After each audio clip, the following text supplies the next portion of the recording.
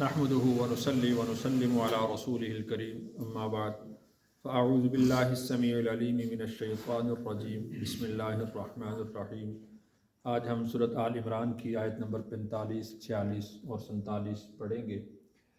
یہاں سے اللہ تعالیٰ نے حضرت عیسیٰ علیہ السلام کے واقعہ کی تفصیل شروع کی ہے۔ تو یہاں پر پہلے اللہ تعالیٰ نے حضرت مریم کو بشارت دی اور پھر اس کے بعد حضرت عیسیٰ علیہ السلام کے اوصاف بیان فرمائے اور اس کے بعد حضرت مریم کے ایک تعجب کا جواب دیا ہے۔ ترجمہ دیکھتے ہیں۔ جس وقت قالت کہا الملائکۃ فرشتوں نے یا مریم اے مریم ان اللہ بے شک اللہ یبشرکی بشارت دیتے ہیں تجھے بکلمۃ منہ ایک حکم کا منہ اس کی طرف سے اسمہ اس کا نام المسیح مسیح عیسی بن مریم عیسیٰ بیٹا مریم کا وجیہن رتبہ والا فی الدنیا والآخرہ دنیا میں اور آخرت میں واو اور من المقربین مقربین میں سے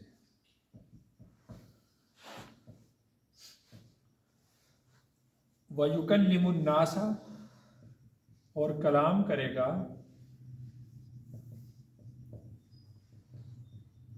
لوگوں سے فی المہدی ماں کی گود میں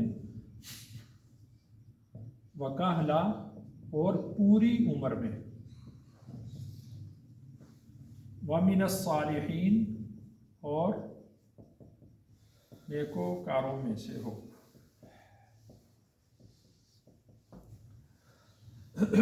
تو اس میں اللہ تعالیٰ نے فرشتوں کو حضرت مریم کے پاس بھیجا۔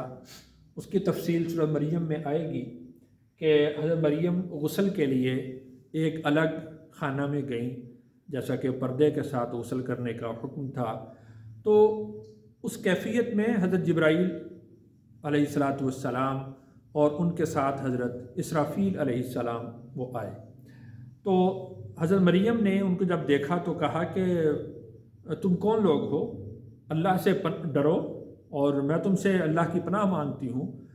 تو انہوں نے پھر بتایا کہ ہم اللہ کی طرف سے بھیجے ہوئے فرشتے ہیں۔ پھر حضرت جبرائیل امین علیہ السلام نے حضرت مریم کے گلے میں پھونک ماری تو جس سے ان کا حمل ٹھہرا۔ تو اس بات کی بشارت دینے کے لیے جب بشارت دینے کے لیے حضرت مریم کے پاس آئے تو اللہ نے فرمایا کہ اس وقت کو یاد کرو، یعنی یہ بھی اللہ تعالیٰ کی قدرت کی ایک نشانی ہے اس وقت کا یاد کرنا۔ تو اس سے اللہ کی قدرت کا آپ کو اندازہ ہوگا، آپ کے علم میں آئے گا کہ اللہ کی قدرت کس قدر وسیع ہے۔ اس وقت کو یاد کرو جب کہا فرشتوں نے کہ اے مریم ان اللہ یبشرکی کہ اللہ تعالیٰ تمہیں بشارت دیتے ہیں بکلمۃ منہ ایک کلمہ کا جو اس کی طرف سے ہوگا۔ تو یہ حضرت عیسیٰ علیہ السلام کے لیے کلمۃ اللہ کا لفظ خاص طور پر استعمال کیا جاتا ہے کہ باقی انبیاء علیہ السلام کی پیدائش سوائے حضرت آدم علیہ السلام کے عین فطرت کے تقاضوں کے مطابق ہوئی ہے۔ جس طرح ماں باپ کا ملاپ ہوتا ہے اس سے اولاد پیدا ہوتی ہے، لیکن حضرت عیسیٰ علیہ السلام کی پیدائش وہ بن باپ کی ہوئی ہے۔ تو وہ محض اللہ کے امر سے، اللہ کے حکم سے، یعنی ظاہری اسباب تو ہر ایک کے لیے ہی استعمال ہوتے ہیں، تو ظاہری اسباب سے ہٹ کر محض اللہ کی قدرت سے جو پیدائش ہوئی وہ حضرت عیسیٰ علیہ السلام کی پیدائش ہوئی۔ تو اس وجہ سے ان کی نسبت بکلمۃ منہ اللہ تعالیٰ کے حکم کی طرف کی گئی کہ اللہ کے حکم سے وہ پیدا ہوں گے۔ اسمہ ان کا نام المسیح عیسی ابن مریم، مسیح حضرت عیسیٰ علیہ السلام کا لقب ہے۔ عیسیٰ ابن مریم یہ ان کا نام ہے، عیسیٰ ابن مریم، عیسیٰ جو بیٹے ہوں گے مریم کے۔ مسیح یہ عبرانی زبان کا لفظ ہے، اور یہ مشیحہ عبرانی زبان میں مشیحہ لفظ تھا، تو جب اس کو عربی زبان میں منتقل کیا گیا تو یہ مسیح کا لفظ ہوا۔ اس کا مطلب ہوتا ہے مبارک ہونا۔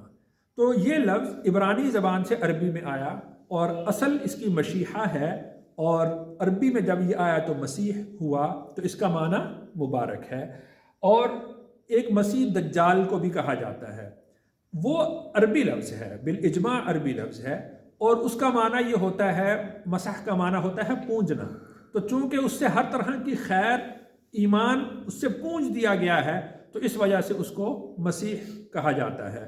تو حضرت عیسیٰ علیہ السلام کا لقب بھی مسیح ہے، اور دجال کا نام بھی مسیح ہے، لیکن یہاں پر یہ عبرانی زبان سے منتقل ہوا اور اس کا معنی مبارک ہے، اور وہ خالصتاً عربی زبان کا لفظ ہے، اور اس کا معنی ہے پونج دینا، یعنی ہر طرح کی خیر اس سے پونج دی گئی ہے، اس سے ختم کر دی گئی۔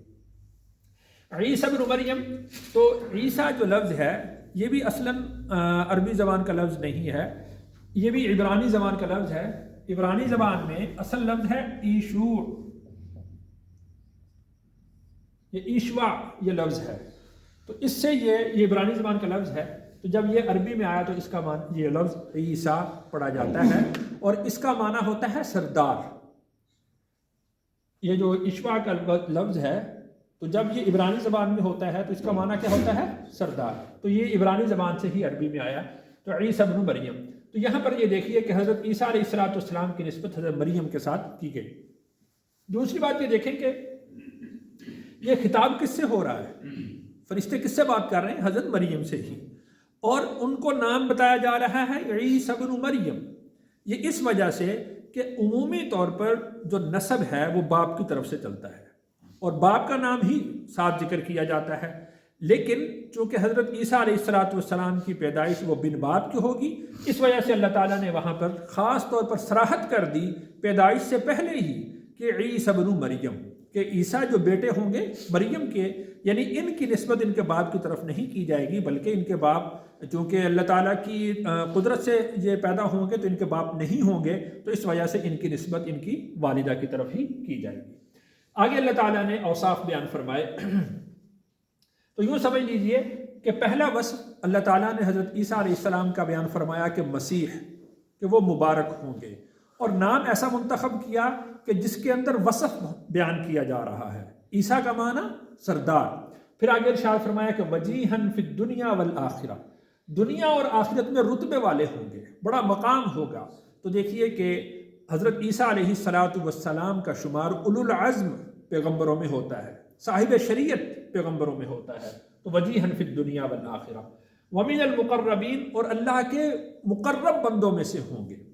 اور پھر ارشاد فرمایا وَيُكَلِّمُ النَّاسَ فِي الْمَهْدِ، اور وہ کلام کریں گے ماں کی گود میں۔ جب پیدائش ہوئی اور لوگوں نے اعتراض کیا تو اللہ تعالیٰ نے حضرت مریم کو یہ بات سکھائی تھی کہ آپ نے اس بچے کی طرف اشارہ کر دینا ہے۔ تو حضرت مریم نے بچے کی طرف اشارہ کیا تو انہوں نے کہا کہ یہ کیسے کلام کرے گا؟ تو حضرت عیسیٰ علیہ السلام نے اپنی ماں کی گود میں، بی بی مریم کی گود میں کلام کیا، اور یہ کہا کہ انی عبد اللہ آتانی الکتاب وجعلنی نبیہ، کہ میں اللہ کا بندہ ہوں، اللہ نے مجھے کتاب عطا کی ہے اور اللہ نے مجھے نبی بھی بنایا ہے۔ تو اس کو اللہ نے فرمایا کہ وَيُكَلِّمُ النَّاسَ، یہ بشارت ہو رہی ہے ابھی کہ وہ کلام کرے گا لوگوں سے فی المہدی، ماں کی گود میں، وکہلا، اور پوری عمر میں۔ یعنی یوں نہ سمجھ لیا جائے کہ ماں کی گود میں اگر بچہ کلام کر رہا ہے، جو عمومی طور پر بچے کلام نہیں کرتے، تو اس کو کوئی شیطانی اثر نہ سمجھا جائے، اس لیے کہ جو بنی اسرائیل کے لوگ تھے ان میں یہ جادوگری بہت زیادہ چلتی تھی، تو اس کو شیطانی اثر نہ سمجھ لیا جائے کہ کوئی شیطانی اثر ہے یا کسی نے تعویذ پلا دیے ہیں تو اس وجہ سے وہ بچے کے اندر کوئی جن بول رہا ہے، کوئی شیطان بول رہا ہے، وہ ایسا نہیں ہوگا، بلکہ وہ ماں کی گود میں بھی کلام کرے گا، اور جس حکمت اور دانائی کی بات وہ ماں کی گود میں کرے گا، وہ کہلا، جب پوری عمر میں ہوگا تب بھی وہی بات اس کی ہوگی، اس کے بچپنے کی بات میں اور اس کی پوری عمر کی بات میں کوئی فرق نہیں ہوگا۔ اردو کا محاورہ ہے نا کہ ہونہار پروا کے چکنے چکنے پات، جو بڑے ہو کر سمجھداری کی بات کرتے ہیں بچپن میں ہی سمجھداری کی بات کر رہے ہوتے ہیں، یعنی جو سمجھداری کی بات بچپن میں کرتے ہیں وہ بڑے ہو کر بھی سمجھداری کی ہی بات کرتے ہیں۔ تو وَيُكَلِّمُ النَّاسَ فِي الْمَهْدِ وَكَهْلًا، وہ کلام کرے گا ماں کی گود میں بھی، اور جب وہ پوری عمر میں پہنچے گا تب بھی وہی کلام کرے گا۔ تو دیکھیے کہ حضرت عیسیٰ علیہ السلام کا کلام تبدیل نہیں ہوا، انہوں نے شروع دن میں یہ بات کہی کہ انی عبداللہ، میں اللہ کا بندہ ہوں، آخر تک وہ یہی بات کہتے رہے، حتیٰ کہ جب قیامت کے دن اللہ تعالیٰ حضرت عیسیٰ علیہ السلام کو کھڑا کریں گے اور ان سے پوچھیں گے کہ کیا تم نے لوگوں کو کہا تھا کہ میری عبادت کرنا، میری پوجا کرنا اور مجھے خدا مان لینا؟ تو حضرت عیسیٰ علیہ السلام اس وقت بھی صاف انکار کریں گے اور کہیں گے جب تک میں ان کے اندر رہا تو میں ان کو تیری ہی عبادت کی طرف بلاتا رہا۔ تو انی عبداللہ، میں اللہ کا بندہ ہوں، اللہ کا بیٹا نہیں ہوں، اللہ کا شریک نہیں ہوں۔ وہ جو کلام انہوں نے پہلے دن کیا، آخری عمر تک جب تک وہ دنیا کے اندر رہے اس وقت تک ان کا کلام یہی رہا، اور پھر جب قیامت کے قریب وہ واپس تشریف لائیں گے تو دوبارہ ان کا کلام یہی ہوگا کہ میں اللہ کا بندہ ہوں۔ وہ کہنا، اور پوری عمر میں وَمِنَ الصَّالِحِينَ، اور نیکوکاروں میں سے ہوں گے۔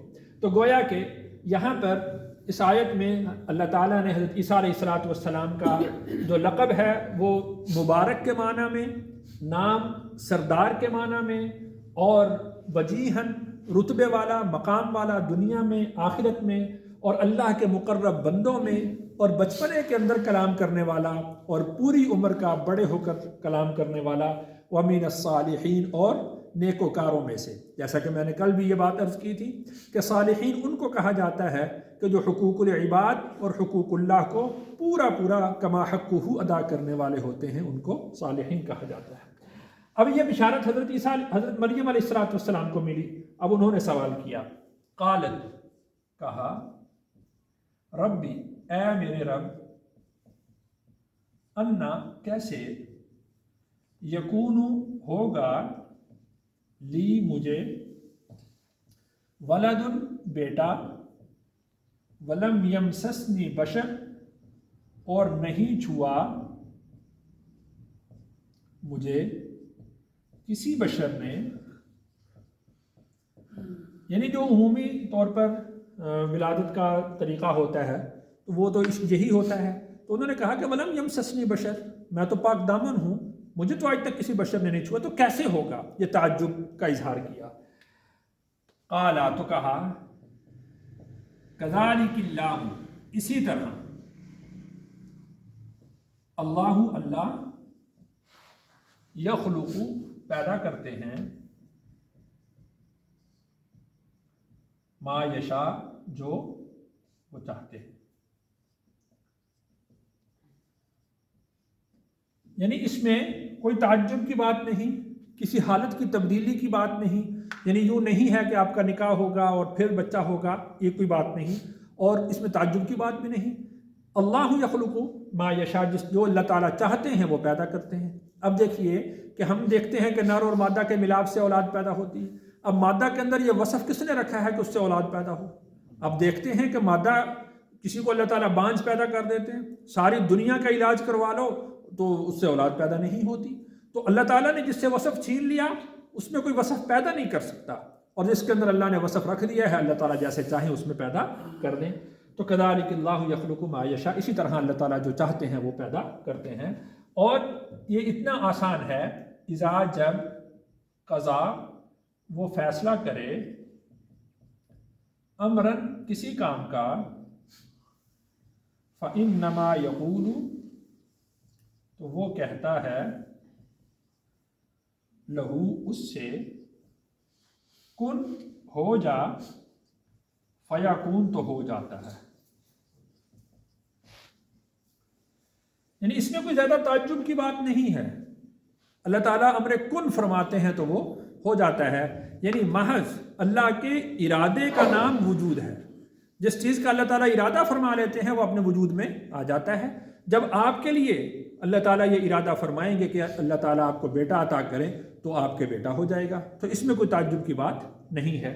آگے واقعہ حضرت عیسیٰ علیہ السلام کا مزید تفصیل کے ساتھ چل رہا ہے۔ اللہ تعالیٰ سے دعا ہے اللہ تعالیٰ مجھے اور آپ کو اپنی قدرت کا کامل یقین نصیب فرمائے۔